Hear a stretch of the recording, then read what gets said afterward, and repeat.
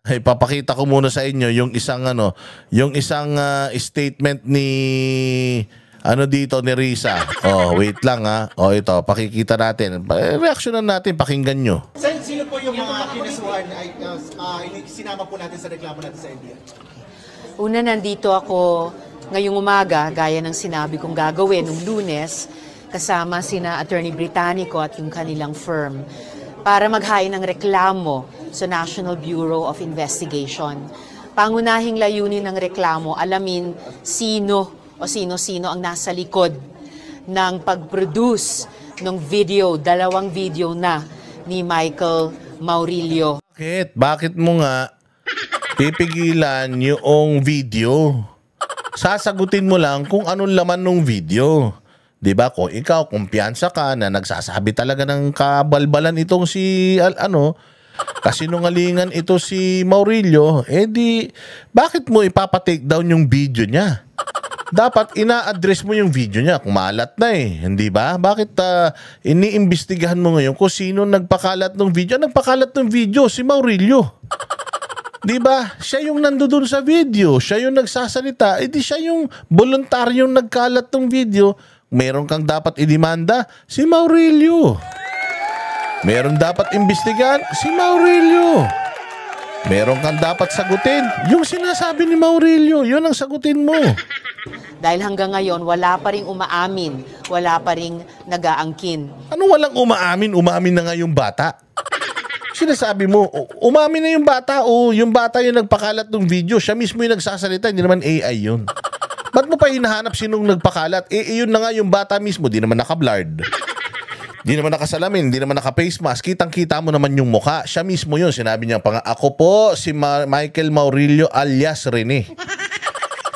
At ako po ay binayaran. Yun ang sinabi niya Oh.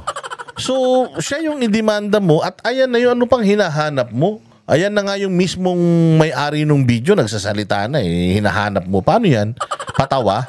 At pangalawa, para imbestigahan din sa pamamagitan ng reklamo ito, yung mga vlogger na pinamumudmod at dinadagdagan pa ang mga kasinungalingang nakalagay sa mga video ni Michael. Ako wala akong dinagdag Wala akong dinagdag. Pinlay ko yung video ni Michael. Tapos, ini-stop ko. Pinapaliwanag ko yung sinabi niya. Tapos, piplay ko ulit. Wala naman tayong dinadagdag. Inaano lang natin, pinapaintindi natin at iniintindi natin yung mga sinasabi niya. Tapos tinitingnan natin sa langit kung may katuturan ba sinasabi nito o wala. Nagjo-joke ba to? Ay nanto, sinungaling yata talaga to Patanong nga natin kay Risa Ontiveros, ay Ma'am Risa, katarantaduhan ba to sinasabi niya? Katotohanan ba to o hindi? O hindi ba yun lang naman ang trabaho ng mga social media influencer? Magtanong. Maurilio. Kabilang po dyan, sina Crisette Chu, Jay Sonza, Sas Sasot, Trixie Cruz Angeles, Banat Bay at iba pa. So abangan po natin ang progress nitong investigasyon. Unang hakbang pa lang ito, aalamin po namin at sa payo ng aking mga abogado kung sino pa ang dapat kasuhan at ano-ano pa ang dapat ikaso sa kanila. Oh, so meron pa at mas marami pa, ganun. Siyempre, kailangan. Ito lang yung mga sikat muna. Tapos yung mga maliliit lang. Yung mga gusto mo sumikat, katulad ni Boss Dada. Di naman araw gusto sumikat. Saka na natin idagdag Lahat ng mga vlogger, putang ina para matigil ng mga kupal na yan. Masyadong galing-galingan Ilang yan. Sabi ko nga kung merong nagbalita nito, una, yung si Maurilio. Pangalawa, si Pagtanggol, Pagtanggol Valiente. Paano mo malalaman sino yan? Tama yan, patrace mo sa Cybercrime Division ng NBI kung sino yan, tagasan yan at ano yan. Pero dapat, isa pa is yung mga mainstream media na nag-carry din nito. The reason why may mga mainstream media na mic na nandiyan dyan, it's because meron po din silang inilabas na balita tungkol dito. Bakit vlogger lang dinimanda mo? Yung kaya mo lang? Yung mga mainstream media na yan, ano yan? Dahil mapipera yung mga yan, may mga pambayad ng abogado yan, hindi mo kayang iharas. Risa Ontiveros, kau talaga Initially, Senator, ang pinag niyo po ay perjury po ba o meron po libel din? Batay sa payo ng aking mga abogado, cyber libel ang appropriate na ireklamo dito. Cyber libel meaning siniraan ka sa internet. Siniraan ka ba?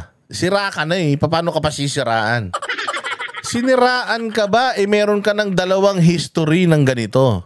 Siniraan ka ba? Kung tinatanong ka lang, ma'am, totoo ba yung sinasabi nito? Ang nanira sa'yo dito, si Maurilio. At si Maurilio ay anak mo. Si Maurilio ay galing sa sinapupunan mo, inalagaan mo siya, iniri mo. Nung lumaki, tinabla ka.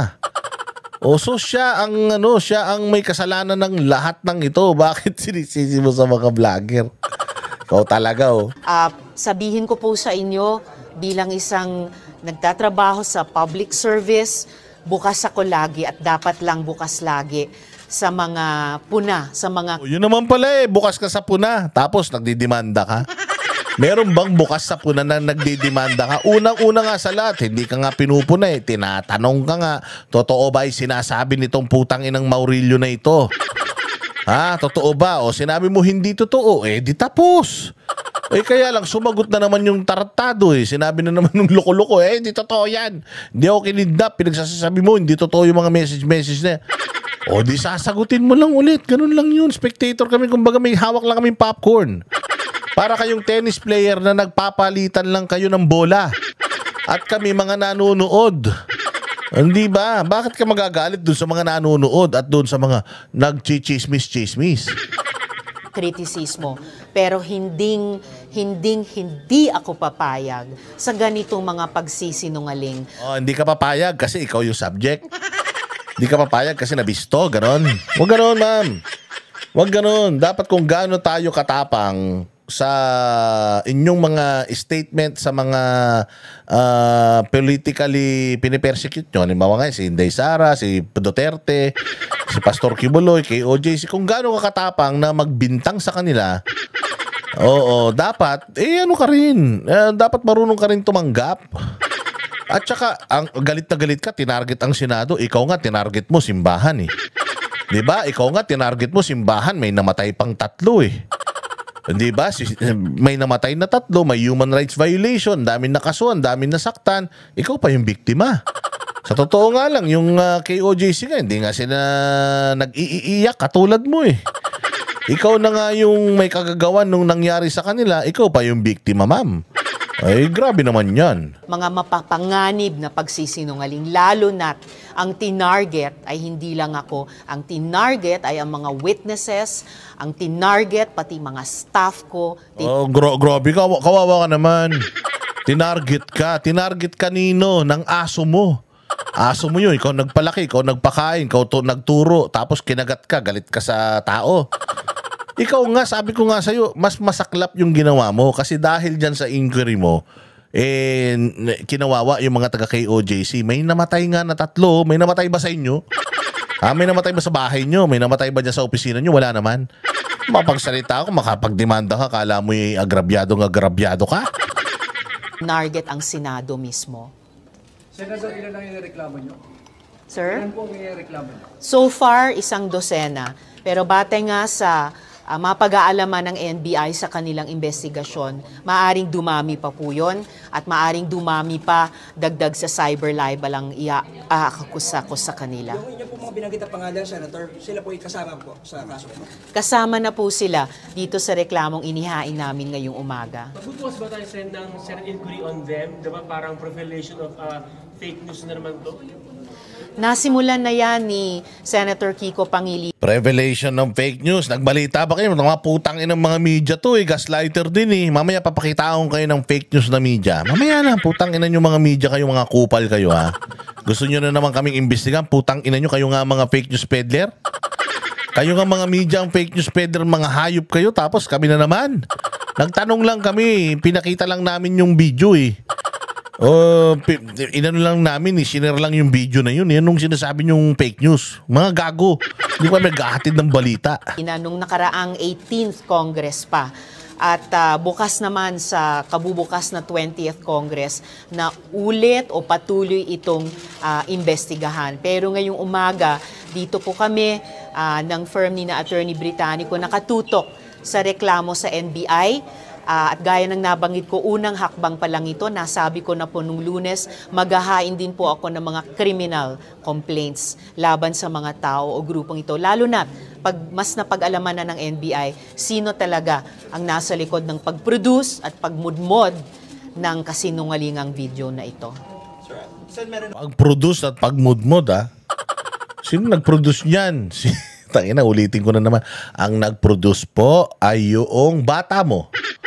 Si Maurilio, siya po ang nag-produce. Siya mismo yung nandoon sa video. Wag mo nang hanapin yung nakikita mo naman. Yung pagtanggol yung pagtanggol Valiente. Ayan, pwede mong hanapin. Pero ganun pa din. Hindi mo pwedeng isanction si Pantalion Alvarez. Hindi. Si Pagtanggol Valiente, hindi mo siya pwedeng isanction kasi nilabas lang naman niya yung may karapatan naman si Maurilio na maglabas ng kanyang saloobin at ginamit yung channel na yon para mailabas yung kanyang katotohanan. Bakit mo papatayin yung dyaryo? Halimbawa, itong balita lumabas sa dyaryo, bakit mo susunugin yung dyaryo? Sunugin mo yung impormasyon. O sagutin mo yung impormasyon para masunog. Hindi mo ire-reprimand yung pinaglimbagan nung balita dahil unang-una sa lahat, confession po ito. This is a confession. Hindi naman po ito balita. Confession po ito ng isang tao na natatakot sa sarili niyang buhay. Kawawa naman talaga to. Ordinaryong tao. Wala na ngang KOJC na pamilyang mababalikan. Tapos putya yan, kinalaban niya pa yung gobyerno, kinalaban niya pa yung Senado, hindi ba? Hindi naman to pulis, wala naman tong armas. O so sinong nagdedelikado ang buhay ngayon? Si Risa Ontiveros na napakaraming bodyguard, na napakaraming mga abogado na nagamit pa ang PNP at ang NBI sa kanyang pagsasampa ng kaso? O itong bata na to na nag-iisa lang na lumalaban at nilalabanan itong si Ontiveros? Oh, di ba? Ito naman si ma'am. Isa lang yung kalaban mo, yung dami-dami mong inactivate. Kung talagang sa tingin mo wala yung kwenta at sa tingin mo kasinungalingan niya, hindi ko papansin. Tignan mo si BBM. Di ba? Yung bangag ka, nag-drug test ka na, tignan mo, hindi pinapansin ni BBM. Di ba? Dinidemanda ba ni BBM yung mga nagtatanong sa kanya kung addict siya? Hindi naman, di ba? Kasi nga, alam ni BBM, hindi siya addict. Bakit ka magagalit, may inis kung alam mo naman na hindi totoo yung sinasabi tungkol sa'yo? Hindi ba? Oh, ganun lang dapat yun. Si Bongbong nga, hindi sensitive. Ikaw, sensitive ka. po ba kayong huling information? Hindi ka pa presidente, tatakbo ka sa 2028, hindi ka pa presidente, ano ka na, ginagamit mo na yung kapangyarihan mo. Paano na kung presidente ka? Baka lahat ng mga Duterte supporter, pakulong mo na. Update about po dun sa whereabouts ni Michael Maurilio? Wala pa ring firm updates about that dahil pagkatapos nung kanyang mga huling mensahe sa opisina ko noon lamang June 22 at 23 nitong 2025. Imagine, just a little more than a week ago, naghuhumingi ng rescue dahil siya daw ay kinidnap ng KOGC at siya daw ay dun Pinipilit mo na kinidnap siya, sinasabi nga niya hindi. Sinabi mo kinidnap, sabi nga niya hindi nga ako kinidnap. Ano ba pinagsasasabi mo? Ba't mo ba kasi sinasabi na kinidnap ako, hindi nga ako kinidnap? Mas marunong ka pa. Dakip sa Glory Mountain. Hanggang ngayon at nung finoward namin agad sa PNP yung mga messages na iyon at agad din nilang kinikilusan. Kaya lang, habang kinikilusan na yung kanyang mga mensahe noon, ay lumabas na itong video. Take note din pala, no, yung nirereklamo kong, pinaiimbestigang fake news channel, nagngangalang Pagtanggol Valiente. Bagong-bago po yan. Binuo lamang nung June 24, the day after nung mga huling mensahe ni Michael Maurilio. Ano ibig sabihin nun? Tinan mo. Kinidnap siya, kamo. So kapag ka kinidnap ka, against your will. Diba? Kung kinidnap ka, against your will, humihingi pa siya ng tulong sa'yo, bakit siya may dalawang video? Unang video, sinasabi niya na yung kasinungalingan niya, kasinungalingan to yung sinasabi niyang binayaran siya ni Rizal Tiveros Yung unang kasinungalingan niya, tapos pagkatapos nitong interview mo nung nakaraan, sumagot na naman siya. So paano siyang kinidnap kung idinidiin ka talaga niya? Paano siyang magme-message sa'yo na kinidnap siya kung talagang sukan-sukan na daw siya sa'yo? Paano siya hihingi ng tulong sa'yo kung sinasabi niya naman ngayon walang kaabog-abog, hindi nakatago yung mukha, hindi nakablur, nasukan-sukan na siya sa'yo? So kanino kami maniniwala sa text mo sa'yo? Hindi nga natin alam, baka mamaya hindi niya text yan kasi sinabi rin naman ng bata, hindi ko text yan, wala akong text na ganyan, tigilan mo na ako, wag mo na akong gamitin. Di ba sinasabi ng bata? Kanino kami maniniwala? Ako, hindi ako maniniwala sa bata na yun, mas maniniwala ako sa'yo. Kasi senador ka tsaka mabait ka ayan para kang nang pupunta sa langit. So, hiniling ko sa NBI ngayon alamin sino ba yung pagtanggol valiente na yan, sinong mga tao, sinong grupo, at dahil baka o malamang konektado yan dun sa cry for help nung earlier last month ni Michael Maurilio. Nanalangin pa rin ako para sa kanyang kaligtasan. Sana matukoy kaagad ng PNP Davao kung nasan siya at Ba't mo siya pinapahanap? May kaso ba siya? Rizal Tiveros, tinan mo naniniwala ka na kinidnap siya sa text. Ito na nga sinasabi niya sa bibig niyang galing, hindi ako kinidnap. Ba't pinapahanap mo pa rin siya sa pulis? Wala naman siyang kaso. Di ba ngayon mo pa lang naman siya sinampahan ng kaso, hindi pala para sa korte yan. Di ba bakit mo pa siya pinapahanap sa pulis hanggang ngayon? Sinabi na nga niya, hindi ako kinidnap. Okay lang ako. Ba't mo pa rin siya pinapahanap? Baka naman kaya nataranta tong batang ito kasi nga pinapahanap mo na siya. Dahil siguro natunugan mo na tinabla ka na niya. Nag-speculate ako kasi ganito nga pinapahanap mo siya sa pulis. Kasi kinidnap siya. Hindi nga siya kinidnap. May video nga, hindi siya kinidnap. Sabi niya, hindi siya kinidnap. Ba't hanggang ngayon pinapahanap mo pa rin siya sa pulis? Dapat ba nasa kamay siya ng mga pulis? Bakit siya nasa kamay ng mga pulis dapat? Hindi naman siya kriminal. Wala naman siyang kaso sa korte. Wala naman siyang ninakaw, pinatay. Wala naman siyang iniskam. Bakit pinapahanap mo siya sa pulis? O baka naman, pinapahanap mo na talaga siya sa pulis noon.